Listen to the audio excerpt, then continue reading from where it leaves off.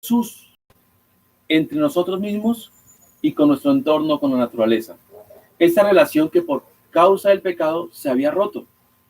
Y si hacemos memoria un poco más atrás, cuando empezábamos con el enfoque significativo del grado octavo, construyó comunidad, vimos cómo Dios constituye la primera comunidad humana a partir del matrimonio con el hombre y la mujer, que con el tiempo de estos hombres y mujeres saca un grupo pequeño y constituye a partir de la familia de Abraham y su descendencia lo que sería el pueblo de Israel, una nación.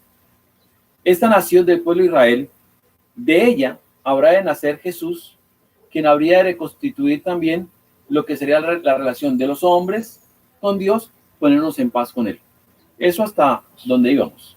Ahora, en este video, trataremos de saber un poquito cuál es la función de los apóstoles y el Espíritu Santo y cuál es su función para construir esa nueva comunidad o iglesia de la cual hoy en día disfrutamos. Recordemos, cuando Jesús muere y resucita, antes de ascender a los cielos, le da una misión a los apóstoles. ¿Cuál? Vayan por toda la tierra, prediquen el Evangelio, bauticen en el nombre del Padre, del Hijo y del Espíritu Santo.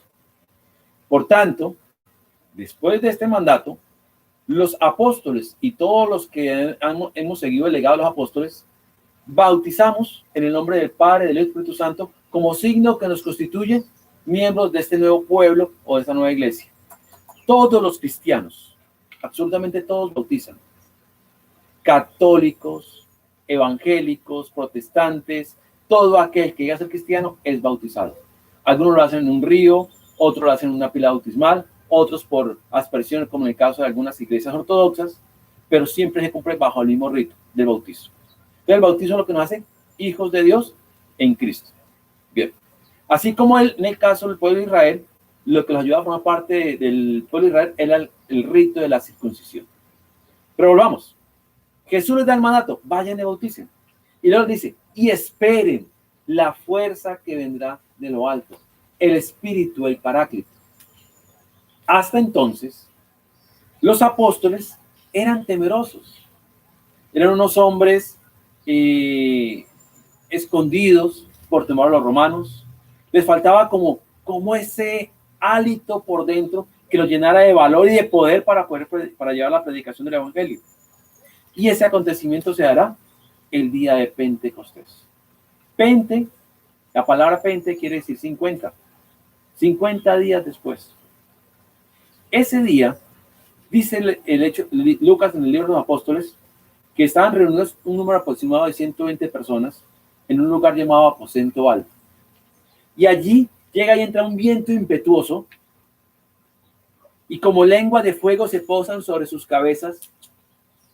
Y en particular, el apóstol Pedro sale a la gente y empieza a hablarles y todos le escuchaban en su propio idioma.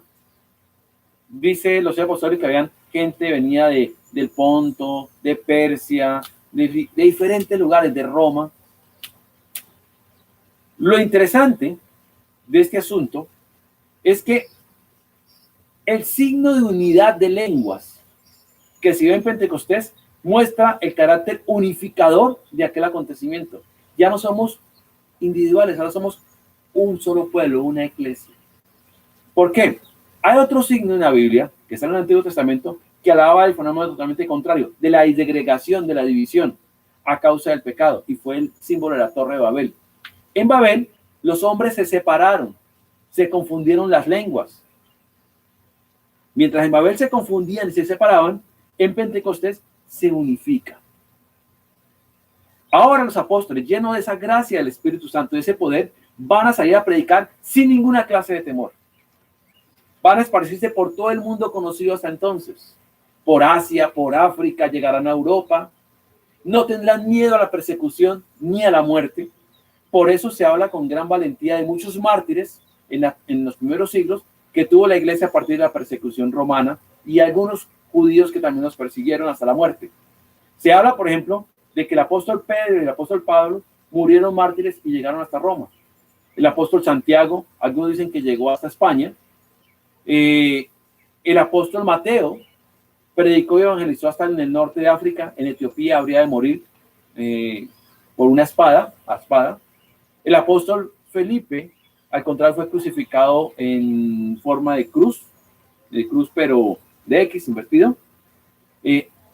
Andrés llegaría hasta lo que hoy en día es Rusia. Estuvo predicando allá. Algunos apóstoles inclusive fueron despellejados vivos. Y no solamente los apóstoles.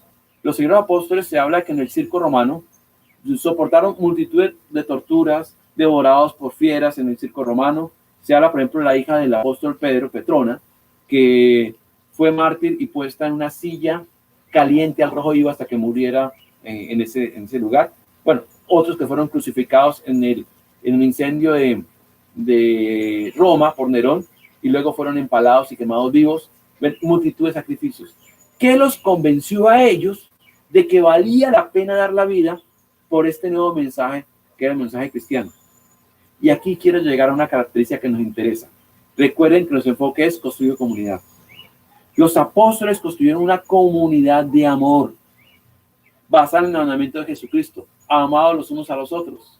Esa comunidad de amor, en Hechos Apostólicos, en el capítulo 2, nos muestra que era casi que una familia, eran hermanos entre ellos. En esta familia compartían el pan. Nos habla que tenía la fracción del pan, lo que los católicos llamamos Eucaristía, ¿sí? Se reunían también para escuchar la predicación de los apóstoles. Hoy en día en muchas iglesias nos reunimos para escuchar el evangelio. Pero no solamente eso, tenían comunión de bienes. ¿Qué es comunión de bienes? Ponían todo en común. Los que tenían medios económicos tenían una responsabilidad con aquellos que no los tenían y eran solidarios entre ellos. Era mi hermano. Y esa unidad de grupo, eso que los identificó, ese amor, la ayuda por los menesterosos, por las viudas, por aquellos, hizo que esta comunidad de apóstoles fuera en cierta manera envidiada. Mira cómo se aman, decían. Y luego los unió tan plenamente al mensaje de Jesús que ya las cosas materiales de este mundo para ellos no les importaban.